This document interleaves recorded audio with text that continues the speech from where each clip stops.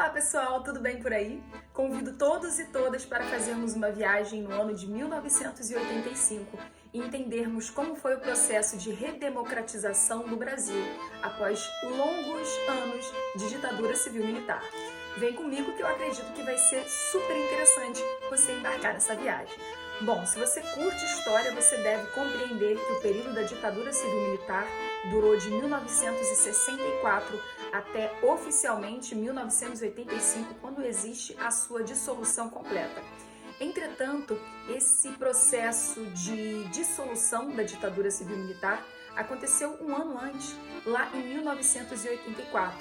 O Congresso Nacional, neste ano, aprovou a emenda Dante de Oliveira, que observava que deveria acontecer no Brasil votações diretas para presidente da República, já que durante tantos anos essa atividade cidadã tinha sido tirada dos direitos de tantos brasileiros. Bom, como sabemos que nas ciências humanas todos os acontecimentos eles têm uma realização por conta de fatores sociais, essa proposta do deputado Dante de Oliveira, que era do então partido PMDB, partiu também de uma movimentação popular. O movimento ou os movimentos conhecidos como as diretas já aconteceram do ano de 1983 até 1984, tanto no Rio de Janeiro como em São Paulo e em outros lugares também do Brasil.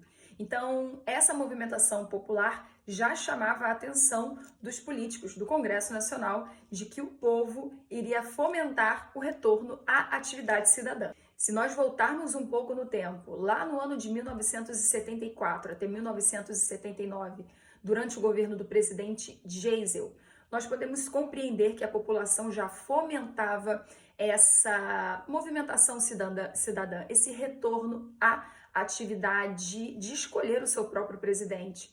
No ano de 1978, o famoso AI-5 foi extinto. E aquelas pessoas que tinham sido exiladas por conta das perseguições políticas da ditadura militar, elas puderam retornar ao Brasil.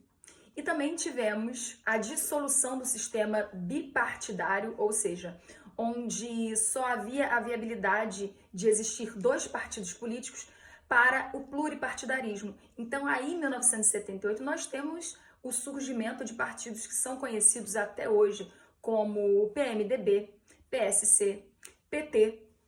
É muito importante para a nossa compreensão de economia brasileira que nos anos finais da ditadura militar, a população brasileira já estava descontente com os desmandos dos presidentes generais.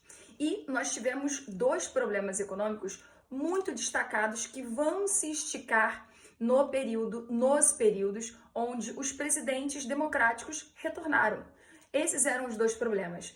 A enorme inflação que não via precedentes e parecia que não iria diminuir, e também a dívida externa que o Brasil adquiriu durante todos os anos da ditadura militar. Portanto, nós nos dissolvemos desses presidentes generais militares, entretanto, grandes dívidas ficaram no Brasil por conta desse período. Nesse período de redemocratização brasileira, o então político Tancredo Neves consegue se eleger como senador da República no ano de 1978.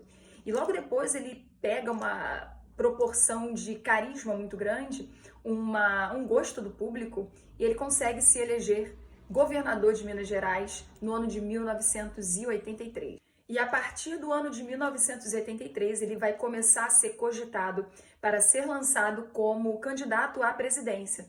Só que não seria pelo voto direto da população, e sim pelo colégio eleitoral. Ou seja, Tancredo ele conseguiu ser presidente da República, o vice dele era o então Sarney, mas ele não foi eleito pelo voto direto do povo. Quem será eleito pelo voto do povo foi o presidente Collor de Mello, onde diversas questões de corrupção aconteceram e a gente vai falar um pouquinho sobre elas. Bom, Tancredo Neves era um tradicional político mineiro. Ele havia negociado com os ex-presidentes generais que eles não seriam investigados nem punidos por todos os crimes que tinham cometido durante os anos de ditadura civil-militar. Portanto, você já consegue entender por que ele foi o escolhido para ser o presidente do Brasil. Além disso, os partidos de orientação socialista e comunista, eles poderiam voltar a ter o seu exercício, pois lá em 1947 havia sido proibido no Brasil que partidos com essas orientações fossem disseminados.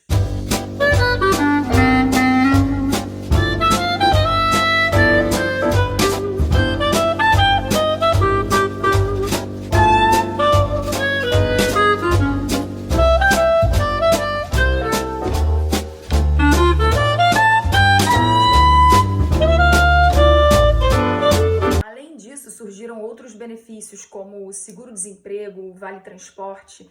Na área econômica, o Brasil também fez uma aproximação com Cuba, com a Argentina, Uruguai, fazendo com que existissem mais vínculos econômicos que depois de um tempo surgiria no grupo chamado Mercosul. Na economia, o presidente Sarney não teve sucesso. Através do seu ministro Dilson Funaro, criou-se o Plano Cruzado, onde a esperança era equilibrar os altos índices de inflação no Brasil. Não deu certo esse plano, criou-se o Plano Cruzado 2, que também não obteve sucesso. A inflação chegou a 2.000% no Brasil e os próprios brasileiros passam a ver o Sarney como um presidente que não viabilizou uma economia que trouxesse de volta o estado de bem-estar social para o povo brasileiro. O que a gente pode pensar que de fato teve um grande destaque no ano de 1987 até no ano de 1988 foi a chamada Constituição Cidadã, onde sim houve uma participação muito grande da população nas emendas constitucionais. Então, direitos das mulheres, dos negros, indígenas, da população mais pobre foram absorvidas por esse conjunto de leis que vigoravam então no Brasil. Então, se por um lado a economia do Sarney fracassou, por um outro lado tivemos um avanço nos direitos humanos através da elaboração da Constituição Cidadã de 1988, o ano em que eu nasci. Bom, é importante dizer que essa Constituição foi formada durante 1 ano e meio por 559 congressistas. Houve a participação de políticos muito conhecidos como FHC, Fernando Henrique Cardoso, Lula, Mário Covas, houve também a participação do povo. Entretanto, ainda houve embates do presidente Sarney com esses congressistas, pois ele não concordava muito com essa nova elaboração de direitos tão sociais. Ele teve situações conturbadas nesse processo da formação da Constituição. Bom, Sarney saiu do cenário brasileiro da presidência com uma popularidade muito baixa. E logo no ano de 1990, no mesmo ano, houve novas eleições para presidente do Brasil. Dentre os candidatos estavam eles: o candidato Collor tinha uma popularidade muito grande. Ele consegue eliminar os outros candidatos, os outros opositores dele, e entra para o cenário político brasileiro como o primeiro presidente eleito diretamente pelo povo após longos anos de ditadura. Assim que ele entra na sua gestão, ele lança algumas medidas no plano econômico, já que a inflação ela não tinha diminuído. Então, era o principal ativo a ser feito. Ele lança o Plano Collor, que viabilizava as seguintes ações: congelar os preços nos mercados e confiscar os valores que estavam guardados nas poupanças dos brasileiros, nas contas poupanças, que eram acima de 50 mil reais. Essa prisão do dinheiro seria depois devolvido com juros e correção monetária. Mas vocês imaginam a loucura que foi você entender que seu dinheiro estaria ali congelado por mais de 1 ano e depois o presidente falou que iria devolver, mas quem iria garantir isso, certo? Essa medida ela trouxe um desespero muito grande do brasileiro que tinha dinheiro guardado e ele obviamente passa a ter uma credibilidade atingida. Além disso, também surgiram notícias de corrupção no seu governo. O próprio irmão dele, o Pedro Collor de Mello, ele mencionou que o Collor tinha negociações que não eram seguras com o então PC Farias, que também fez parte da sua campanha. Então, por conta de todos esses esquemas de corrupção que foram mencionados pelo próprio irmão dele, que fez uma entrevista para a revista Veja, e foi algo super polêmico na época, grandes partidos políticos como PT, PSDB, PMDB se juntaram na comissão parlamentar mista de inquérito e conseguiram fazer o impeachment do então presidente Collor. Tivemos o primeiro impeachment aí da história do Brasil após a redemocratização. Depois veio o impeachment da Dilma, né? Complicado. Com o impeachment do então presidente Collor de Mello, entrou o seu vice, da mesma maneira que o Sarney entrou lá quando o Tancredo havia falecido.